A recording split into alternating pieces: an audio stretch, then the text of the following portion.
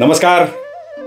दीपक रेगे कथाकथन चॅनलवर तुम्हा सगळ्यांचं मनापासून स्वागत आणि एकच विनंती की तुम्ही जर आत्ता चॅनलवर पहिल्यांदा आला असाल किंवा अजूनपर्यंत चॅनल सबस्क्राईब केलेलं नसेल तर प्लीज चॅनल सबस्क्राईब करा. मित्रांनो, आज तुम्ही ऐकणार आहात विजय कापडी सरांची कथा. कथेचं नाव आहे अंगठी आणि ही कथा ह्या वर्षीच्या मोहिनी ह्या दिवाळी अंकामध्ये छापून आली आहे. ऐकूयात कथा अंगठी. संध्याकाळी ऑफिस सुटल्यानंतर लगोलग घर गाठायला घेण्याऐवजी जवळच्याच दिलखुश हॉटेलातल्या भिंतीशी उजव्या बाजूनं लावलेल्या टेबलाजवळच्या खुर्चीत काही काळ कसलाच विचार मनात न आणता पुतळ्यासारखं बसून राहायला मला आवडतं. अहो, ती जागा माझ्या इतक्या आवडीची आहे की माझ्या येण्याआधी तिथे दुसरा कोणी बसलेला असेल तर माझ्या कपाळावर नाराजीच्या आठ्याच उमटतात.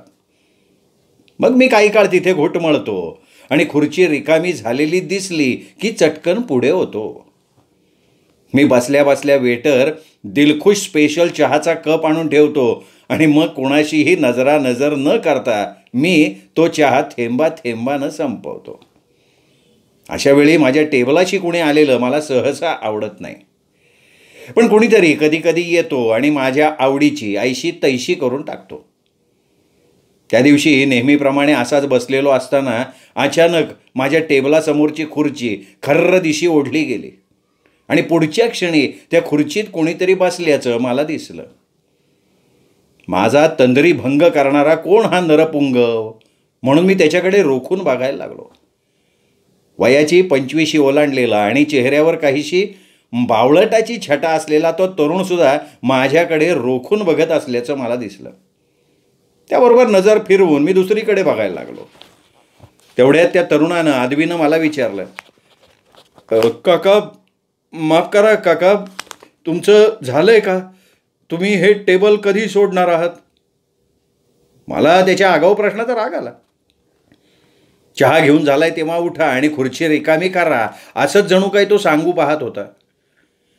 हॉटेलात आणखीही खुर्च्या रिकाम्या आहेत हे ढळढळीत दिसत असताना त्यांनी माझ्याच खुर्चीबद्दल आग्रही का असावं? माझ्या मनातला प्रश्न त्यांनी ओळखलेला असावा, कारण लगेच मी काहीही विचारलं नसताना त्याने आपल्या परीनं खुलासा करायला घेतला. एखादं गुपित सांगावं त्या हलक्या सुरात तो कुजबुजला, आत्ता ना 5-6 मिनिटात माझी मैत्रीण म्हणजे सखी येणार आहे आणि तिला ना हे कोपऱ्यातलं टेबल आणि तुम्ही बसलाय ना ती खुर्ची फार आवडते. यावर तोंडातनं एक शब्दही न जाऊ देता मी खुर्चीतनं उठलो. वेटरनं ठेवलेलं बिल उचलून बाहेरच्या दिशेनं चालू लागलो. त्यानं हलक्या आवाजात थँक्स म्हटलेलं मी ऐकून न ऐकल्यासारखं केलं. पुढच्या 1-2 क्षणात हॉटेलच्या बाहेर आलो आणि लोकल स्टेशनच्या दिशेनं चालायला लागलो. पुढच्या 1-2 दिवसात रिपीट शो म्हणा किंवा मागच्या पानावरून पुढे प्रकार घडला. म्हणजे संध्याकाळच्या वेळी माझं दिलखुशमध्ये येणं, माझ्या नेहमीच्या टेबलापाशी बसणं आणि काही वेळानं त्या तरुणानं माझ्या टेबलापाशी येणं आणि हलक्या आवाजात मला ती जागा रिकामी करायला सुचवणं. आश्चर्याची गोष्ट म्हणजे तोंडातून एकही शब्द न काढता माझं तिथनं निघून जाणं. तिसऱ्या दिवशी मात्र मी मनाशी पक्क ठरवून टाकलं. तो आला आणि त्याने नेहमीची विनंती केली की ऐकलं न ऐकल्यासारखं करायचं आणि तिथेच बसून राहायचं. पण मी ठरवतो एक आणि होतं दुसरंच. त्याने हॉटेलात पाय ठेवलेला मी बघितला आणि त्यानं विनंती करायच्या आधीच मी उठलो आणि चालू पडलो. चौथ्या दिवशी वेगळंच घडलं. तो आल्यावर आणि त्यांनी काही म्हणायच्या आधीच मी उठायला लागलो तेव्हा भलत्याच अर्जवी सुरात तो म्हणाला, काका आज नाही गेलात तरी चालेल. आणि पुढे तो हेही म्हणाला, केवळ एक नेहमीची सवय म्हणून मी आलोय, नसतो आलो तरी चाललं असतं. एका शब्दानंही विचारणा केलेली नसताना त्यांनी माझ्या दृष्टीनं अनावश्यक माहिती पुरवावी याचं मला नाही म्हटलं तरी काहीसं नवल हे वाटलं. माझ्या नकळत मी प्रश्न उपस्थित केला, आज तुमची मैत्रीण येणार नाही आहे का? हो काका, तुम्हाला कसं काय कळलं? आणि एवढ्यावरच न थांबता तो पुढे म्हणाला, आज इथे न येण्याचं विशेष कारण असं काहीच नसणार, केवळ आखडूपणा, थोडी शिष्टच आहे. मला म्हणते दररोजच्या दररोज भेटायला पाहिजे, असं कुठं आहे? आता हे काय म्हणणं झालं का सांगा बरं काका मला. खरं म्हणजे मी तिला गेली उडत असं म्हणायला हवं, पण नाही म्हणवत हो. उगाचच ना तिचं मन दुखवायला नाही आवडतो मला. आणि पुढचे काही क्षण मी काही म्हणावं या अपेक्षेनं तो माझ्याकडे बघत राहिला. एवढ्यात वेटर चहाचे 2 कप ठेवलेला ट्रे घेऊन आला. अहो दादा, हा दुसरा परत न्या, आज ती येणार नाहीये. आणि मग आपण नको ती माहिती वेटरला देऊन बसलो. या विचारानं तो काहीसा शरमला आणि वेटरला म्हणाला, बरं राहू दे. आणि माझ्याकडे बघत म्हणाला, काका तुम्ही कंपनी द्या ना प्लीज. अहो, त्याच्या तोंडून निघालेला प्लीज इतका लाघवी होता की मनात नसताना सुद्धा त्या संध्याकाळी मी 2 कप चहा प्यायलो. पुढे 4 दिवस तो आल्या आल्या मला टेबल सोडावं लागलं. त्या पुढच्या 2 दिवसात तो नुसताच बसून राहिला, तोंडातून एकही शब्द न काढता.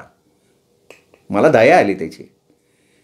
त्याच्या त्या मैत्रिणीचा मला रागही आला. तिला 4 शब्द सुनवावेत असं सुद्धा वाटलं. पण मी तिला कुठे बघितली होती. आता तिला पाहायला हवं असं मी मनाशी ठरवलं असतं तर ती दिसली असती कदाचित. पण नाही ना, कधी मनात आलंच नाही की त्याची मैत्रीण दिसते तरी कशी ते बघावं. आजकाल पूर्वीच्या तुलनेत अनेक तरुण तरुणी मुक्तपणे एकत्र हिंडत असतात. हॉटेलात चहा कॉफी घेत तासनतास गप्पा मारत असतात. हे मी बघत असल्यामुळे असेल त्यातलीच ही एक जोडी असा विचार मनात आणून मी फारशी उत्सुकता दाखवलेली नव्हती. पण हे प्रकरण थोडं वेगळं असल्याचं मला जाणवलं. तिच्याविषयीची त्याची प्रेमभावना तर स्पष्ट दिसत होती. त्यात त्यानं माझ्यासारख्या अनोळख्याला तिच्याबद्दल ऐकवण्याचं ठरवल्याचंही दिसत होतं. दरम्यानच्या काळात ना आमच्यात जणू अलिखित करारच झाला. म्हणजे ती येणार असेल त्या दिवशी मी टेबल सोडायचं आणि येणार नसेल त्या दिवशी तो माझ्याशी गप्पा मारत वेळ काढणार. अर्थात त्या आमच्या गप्पात तोच जास्त बोलायचा. त्याच्या बोलण्याचा एकमेव विषय अर्थात त्याची सखी. त्यांनी तिच्याविषयी ऐकवलेल्या माहितीनुसार ती उंच नव्हती, पण तिची बुटक्या व्यक्तीत गणना करता आली नसती. ती गोरीपान नव्हती, पण सावळ्या व्यक्तीत खपून जाईल अशी सुद्धा नव्हती. ती बडबडी नव्हती, पण आबोल सुद्धा नव्हती. ती काम करत असलेल्या आस्थापनात ती पॉप्युलर होती. स्वतःला नेमून दिलेलं काम चट उरकून अडलेल्यांना मदत करण्याचा तिचा स्वभाव होता. पण या माहितीतला मला जाणवलेला मुद्दा म्हणजे ती त्याला मनापासनं आवडत होती. तिला लग्नाची मागणी आपण घालणार आहोत असं तो कोणत्याही क्षणी म्हणेल अशी एकंदरीत परिस्थिती असल्याचं मला तरी जाणवलं. तिच्या अनुपस्थितीच्या अशाच एके दिवशी तो मला म्हणाला, काका, या माझ्या सखीच्या बाबतीत माझ्या भावनांनी वेगळं वळण घेतलंय. ती केवळ मैत्रीण म्हणून न राहता त्या पुढचं नातं आमच्यात प्रस्थापित व्हावं असं मला अलीकडे वाटायला लागलंय. नाही, तिलाही तुमच्याबद्दल तसंच वाटायला लागलंय का? अशा प्रसंगी सहसा उद्भवू पाहणारा प्रश्न मी त्याला विचारून टाकला. तेव्हा मात्र तो काहीसा गडबडला. थोडा वेळ विचार केल्यासारखं करत म्हणाला, माझ्याबद्दल तिला काहीतरी वाटत असलंच पाहिजे. अहो, मला भेटायला संध्याकाळी ती जशी इथे येते की नाही तशी ती दुसऱ्या कोणाला भेटत असेल का? या प्रश्नाचं उत्तर नकारार्थीच आहे. मग त्यावरून सिद्ध नाही का होत? आणि पुढे काहीही न बोलता पुढ्यातल्या रिकाम्या कपकडे तो बघत राहिला. मग पुढे काय करायचा विचार आहे त्याला बोलतं करण्याकरता मला विचारायला लागलं, काका, या विषयात मी अगदी कच्चा आहे. मला तुमची मदत लागेल काका. मी तिला कुठल्या शब्दात मागणी घालू हे तुम्ही मला सांगाल का? हे विचारताना केविलवाणा झालेला त्याचा चेहरा मला काही बघवेना. थोडासा विचार केल्यागत चेहरा करत मी म्हणालो, हे बघा, तुम्ही आहात आजच्या तरुण पिढीचे प्रतिनिधी. मी आहे मागच्या पिढीतला जुना पुराणा. माझे विचार तुम्हाला पटतील असं मला वाटत नाही. पण तसं कशाला?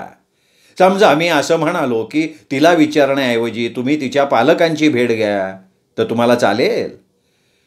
काका, माफ करा मला, पण मला नाही चालणार. तिला डावलून डायरेक्ट तिच्या पालकांच्याकडे मागणी घालायला जाण्यात मला प्रचंड धोका दिसतोय काका. काय तुम्हाला कबूल करायला हवं की प्रथमदर्शनी छाप पडावी असं माझ्यात काही नाहीच आहे ना. समजा मी त्यांना पसंत नाही पडलो तर किंवा काही पालक असतात तसे ते स्वभावाने तिरसट आणि बुरसट विचारांचे असतील आणि त्याने मला हाकलूनच दिलं तर पंचायत नाही का होणार माझी. मला ठाम वाटतंय की तिच्या पसंतीचा अंदाज आधी घ्यायला हवा, मग त्यानंतर आम्ही दोघं पालकांच्याकडे जाऊ आणि त्यांना पटवून देऊ की एकमेकांशिवाय आम्ही राहूच शकत नाही. हे बघा, हा ना तुमच्या नव्या पिढीचा विचार आहे आणि तो तुम्ही अंमलात आणायला काही हरकत नाही असं मला वाटतंय बरं का. मला त्या क्षणी जे वाटलं ते मी त्याला बोलून दाखवलं. त्याच्यासाठी तर मला तुमची मदत हवी आहे. विषय काढू कसा? माझ्या लग्नाची माझ्या आईवडिलांना घाई झाली आहे असं म्हणू का मी? नाही, पण नको, ती शब्दात पकडण्यात तरबेज आहे. तसं मी म्हटल्यावरती लगेच ऐकवेल. त्यांना घाई झाली आहे म्हणजे त्यांनी मुलगी ठरवली असेल, तिची भेट घे आणि दे उडवून बार. मला लग्नाचं आमंत्रण द्यायला विसरू नको असं म्हणेल ती. मी अविश्वासाच्या सुरात विचारलं, अहो तर काय? अहो मागे एकदा मी बोलून गेलो की आपण लग्न कधी करायचं, तर ती म्हणाली तुला वाटेल तेव्हा कर. मला वाटेल तेव्हा करीन. म्हणजे मला तिच्याशी लग्न करायचं आहे असं मी म्हणतोय ते आपल्या लक्षातच आलेलं नसल्यासारखं तिने दाखवलं बघा. तिच्याशी बोलायचं म्हणजे साधं सरळ काम नाही आहे. हो हो, तुम्ही जे म्हणू बघाल ना त्यातून वेगळाच अर्थ काढण्याच्या कलेत ती फार तरबेज आहे. आणि खरं सांगू का काका, हा तिचा गुण आहे ना मला फार आवडतो. काका, तुमच्या लक्षात आलं का काय ते? त्याच्या प्रश्नाचा रोख मला कळला नाही. हेच ना की तडकाफडकी सुटण्यासारखा हा प्रश्न नाहीच आहे. खूप म्हणजे खूपच विचार मंथनाची गरज आहे. मी विचार करतोय, तुम्ही सुद्धा विचार करा असं तो म्हणाला आणि निघाला सुद्धा. मला त्याची गंमतच वाटली. आपल्या स्वतःच्या लग्नासारख्या महत्त्वाच्या घटनेत तो माझ्यासारख्या तिराईताला सामील करू बघत होता. अर्थात गेल्या काही दिवसातल्या हॉटेलातल्या संध्याकाळच्या भेटीमुळे मी तितका तिराईत राहिलेलो नव्हतो म्हणा. मी माझ्या नकळत त्याच्या पाठमोऱ्या आकृतीकडे तो दिसेन असा होईपर्यंत बघत राहिलो. पुढचे 4 दिवस त्याच्या सखीनं हजेरी लावली, त्यामुळे त्याच्याशी माझं सविस्तर बोलणं काही होऊ शकलं नाही. त्याच आठवड्याच्या एक दिवशी दुपारच्या वेळी अचानक तो मला दिसला. मोबाईलच्या दुकानाच्या पायऱ्या चढताना तो मला पाठमोरा दिसला. हॉटेल व्यतिरिक्त अन्य ठिकाणी तो दिसायची ही पहिली वेळ. खात्री करून घेण्यासाठी आपणही त्या दुकानात जावं म्हणून मी पाऊल उचललं आणि समोरून येणाऱ्या त्याला आणि त्याच्याबरोबरच्या तरुणीला बघून मला धक्काच बसला. त्याच्याबरोबरची तरुणी म्हणजे माझ्या सख्या बहिणीची, माधुरीताईची एकुलती एक कन्या छाया होती. माझी सख्खी भाची छाया. तो उल्लेख करत असलेली त्याची सखी म्हणजे माझी छायाच होती. तर छाया एका तरुणाबरोबर काहीशी जवळकीची मैत्रीण ठेवू नये हे माधुरीताईला काही माहीत नसावं. माहिती असतं तर माझ्याशी ताई बोलली असती. छायाबरोबरच्या त्या तरुणाची माहिती काढ रे असं ती मला नक्कीच म्हटली असती. चटकन पुढे व्हावं आणि त्या दोघांना चकित करावं असा विचार माझ्या मनात आला, पण नाही पुढे गेलो. छायाचं हे गुपित माझ्यापाशी काही दिवस राहू द्यावं आणि पुढची गंमत बघावी असं ठरवून मी लगेच माघारी वळलो. पुढचे काही दिवस असेच गेले. एका संध्याकाळी बघतो तर तो माझ्या आधीच आलेला होता. माझीच वाट बघत होता. छायानं त्याला आपण येणार नसल्याचं कळवलेलं असावं. मी आसनस्थ होईपर्यंत त्यांनी वाट बघितली. अत्यंत उतावळ्या सुरात मला म्हणाला, काका तुम्ही विचार केला का हो? काही परिणामकारक असं सुचलंय का हो? कशाबद्दल म्हणताय तुम्ही? मी मुद्दामच विचारलं त्याला. अहो असं काय करताय काका? अहो माझ्या सखीला लग्नाची मागणी कशी घालायची याचा विचार करून मला सांगणार होतात ना काका तुम्ही. हां, त्याबद्दल म्हणताय होय? असा प्रश्न उपस्थित करून मी पुढचं काही बोललो नाही. मी ठरवलंय डायरेक्ट विचारायचं, पण भीती वाटते हो, तिने नकार दिला तर. एवढंसं तोंड करून तो माझ्याकडे बघायला लागला. जणू काही त्यांनी छायाला विचारलं होतं आणि तिने त्याला नकार देऊन टाकलेला होता. मी त्याला चेअरअप करण्यासाठी म्हणालो, हो तुम्ही सुरुवातीला नकारार्थी विचार का करताय? तुमच्या प्रश्नाचं सकारार्थी उत्तरसुद्धा ती देऊ शकते ना. हो, ती हो म्हणेल मला. त्याच्या उत्सुकतेचा पारा बराच वर गेलेला मला जाणवला. नाही, म्हणू शकते ना, म्हणेलच असं खात्रीपूर्वक मी कसं सांगू शकेन, नाही का? खरंय खरंय, बरं ते असो, मी स्वतःच तिला कुठल्या शब्दात विचारायचं याचे काही पर्याय लिहून काढलेत. असं म्हणत त्याने आपल्या खिशातनं एक चिटोरा काढला आणि मला म्हणाला, ऐका, पर्याय क्रमांक 1, माझ्याशी लग्न करशील? 2, माझ्या उर्वरित आयुष्याची जोडीदारीण होशील? 3, माझ्याबरोबर सप्तपदी करशील? 4, आपण दोघं अंतरपाटाच्या अलीकडे पलीकडे उभे असताना भटजींची मंगलाष्टकं आटोपली की माझ्या गळ्यात माळ घालशील? आणि चिटोरा माझ्याकडे देत तो म्हणाला, सध्या मला हे 4च पर्याय सुचलेत, आणखीही सुचू शकतील. तुमचं काय मत आहे? काही क्षण असे जाऊ देऊन त्याच्या डोळ्यात बघत मी अधिकारवाणीनं म्हणालो, तुम्ही ना केवळ विचार खूप करता. अशा प्रसंगी कृती करायची असते. कृती? ती कोणती? अजाण बालकाच्या सुरात त्यांनी मला विचारलं. आवाजात पुरेपूर गांभीर्य आणत मी त्याला म्हणालो, तिला उजवा हात पुढे कर म्हणायचं आणि तिने हात पुढे केल्यानंतर तिच्या मधल्या बोटात अंगठीच घालायची. हां, असं करायचं म्हणता? पण समजा तिने हात पुढे केलाच नाही तर? त्यांनी एक परत शंका उपस्थित केली. अहो, हात पुढे करेलच ती. तुमच्या हातातली अंगठी दाखवली की हात पुढे करेलच. करून बघाच तुम्ही. मी डोळे मोठे करून त्याच्याकडे बघायला लागलो. हां, असंच करतो असं तो म्हणाला आणि लगेच चालूही पडला. टेबलावर त्याच्यासाठी ठेवलेला चहाचा कप सुद्धा न उचलता तो भरा चालत हॉटेलच्या बाहेर निघूनही गेला. नंतरच्या 3ऱ्या दिवशीच्या भेटीत तो माझी वाट बघत उभा असलेला दिसला.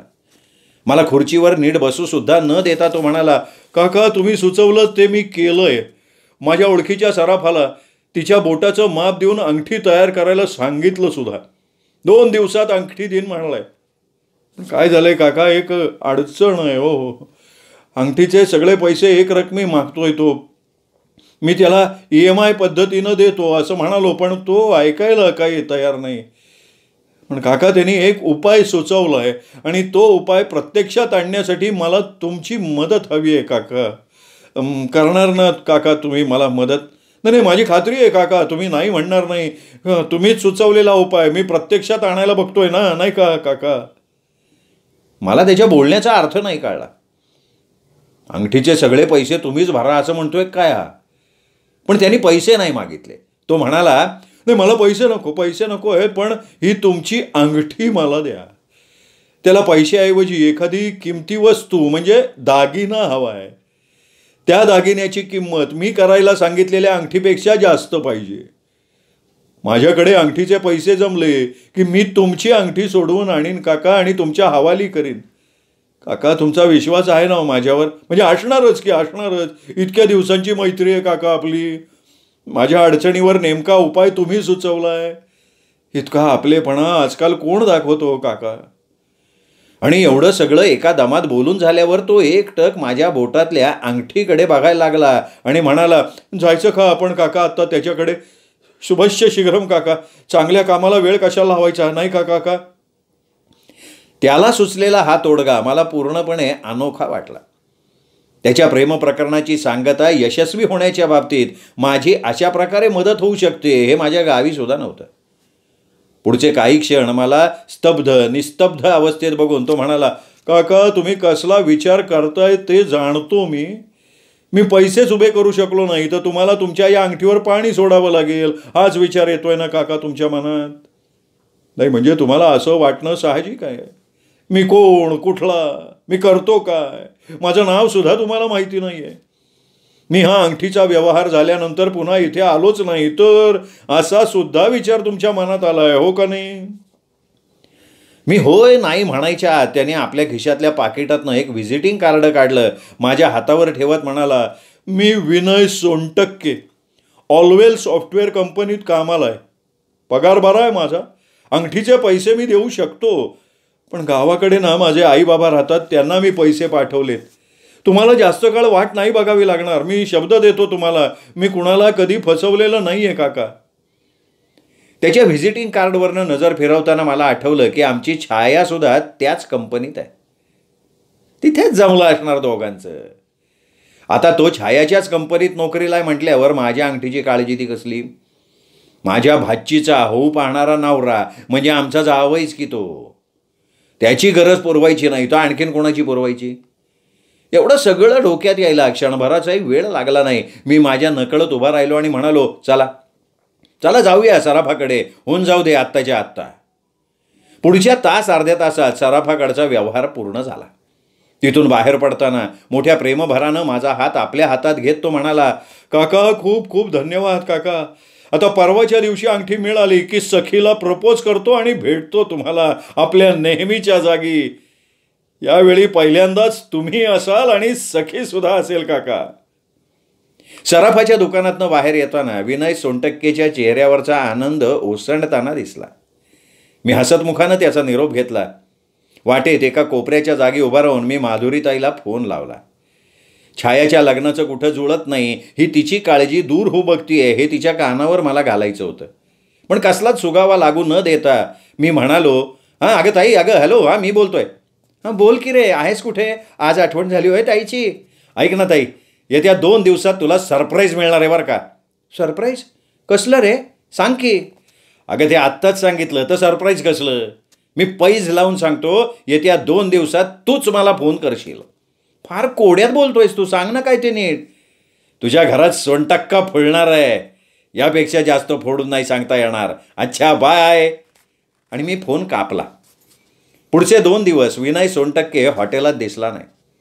वेटरकडे चौकशी केल्यावर तो किंवा त्याची मैत्रीण यापैकी कुणीही आलेलं नसल्याचं मला समजलं.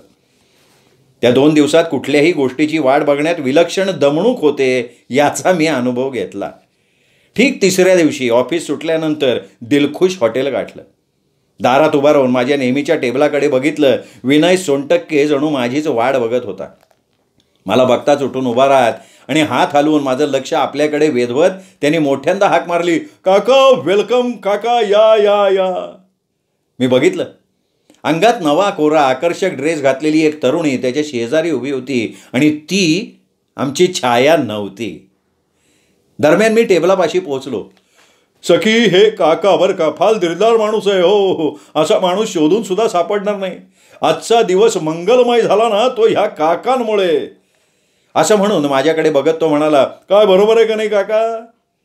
एवढ्यात वेटर 3 कप दिलखुश स्पेशल चहा घेऊन आला. माझ्याकडे बघत तो म्हणाला, पटकन चहा घेऊ आणि निघू. जवळच एक मोठं हॉटेल आहे, तिथे पार्टी ठेवली आहे मी. आपण तिघेच असणार बरं का काका. कशी बशी पार्टी उरकली. मी तडक माधुरीताईचं घर गाठलं. छायाही होती. माझ्याकडे बघत माधुरीताईंनी विचारलं, कसलं सरप्राईज म्हटला होतास तू आणि एवढ्या रात्रीचा इकडे कसा काय? एका शब्दाचीही देवघेव न करता विनय सोनटक्केनं दिलेलं त्याचं व्हिजिटिंग कार्ड छायाच्या हातावर ठेवत मी म्हटलं, छाया, याला ओळखतेस तू? अरे हो, आमच्या ऑफिसात आहे हा. स्वभावानं खूप चांगला आहे. कुठे भेटला रे तुला? नाही मी सांगतो ते, पण त्याआधी एक सांग, गेल्या आठवड्यात दुपारच्या वेळी एका मोबाईलच्या दुकानात तू याच्याबरोबर होतीस ना? हो रे, तुला कसं कळलं?